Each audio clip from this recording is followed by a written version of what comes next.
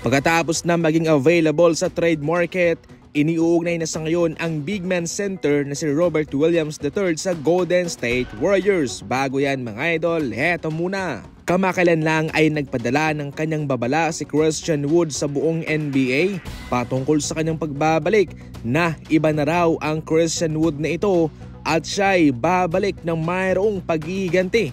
Gagawin niya yan upang siya'y makabawi man lang sa Los Angeles Lakers sa kanyang kupunan. Marahil wala nga hong ginawang mga pagbabago ang Lakers ngayon, inaasahan na kahit na sino man sa mga manlalaro nila ay kinakailangang mag-step up para sila'y manalo ng mga laban. Isa na itong si Christian Wood sa mga inaasahan dyan kung saan siya mismo ang dapat nahahalili kay Anthony Davis.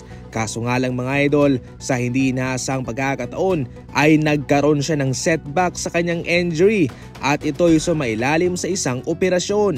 Ayon kay Christian Wood, nafe-feel niya na yung kanyang pagbabalik pero ang pagbabalik na yon ay sinira ng major setback sa kanyang injury. Hiling pa niya sa mga fans ng Los Angeles Lakers at sa mga fans niya, sana hindi sila mawalan ng tiwala sa kanya. Inuugnay naman sa ngayon sa Golden State Warriors si Robert Williams. Gagawing available na ng Portland Trail Blazers si Williams sa trade market.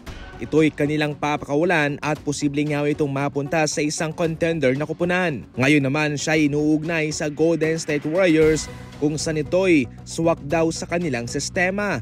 Murang-mura lang ang value nitong si Robert Williams at kahit na mga picks man lang ay okay na sa Portland dahil sila'y nasa kalagitnaan ng rebuilding process. Matutulungan ni Robert Williams itong Golden State Warriors sa rebounding at sa scoring sa loob at syempre sa pagprotekta ng rim.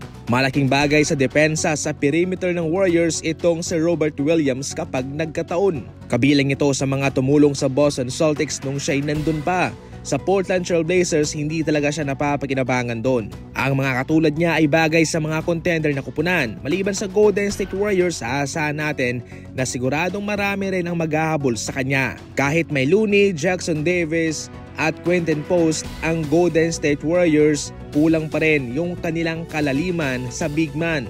Kaya sa ngayon, itong si Robert Williams naman ang itinutulak sa kanila. Marami na silang gwardya, malalim na yung kanilang rotation doon. Yung big man na lang talaga ang kulang. Laman ng trade rumors ngayon si Trae Young pagkatapos ng kanyang performance sa Atlanta Hawks na siyang nagpadiskaril sa kanyang relasyon kay DeJounte Murray. Ayon sa mga NBA fans, overrated si Trae Young at overpaid dahil hindi naman daw siya ganoon kagalingan. Ayon sa isang programa, sinabi mismo ni Trae Young na kung mayroon siyang taas na 6'8", I feel like I would be the best player ever to play this game. Kung mataas lang daw siya. Mataas kay Luka, mas mataas kay Zion Williamson, siguradong siya daw yung pinaka-the best na manlalaro sa NBA. Sinupalpal naman kaagad siya ng mga netizen na hindi mo nga magawa-gawang i-improve yung laruan mo sa posisyon mo bilang point guard.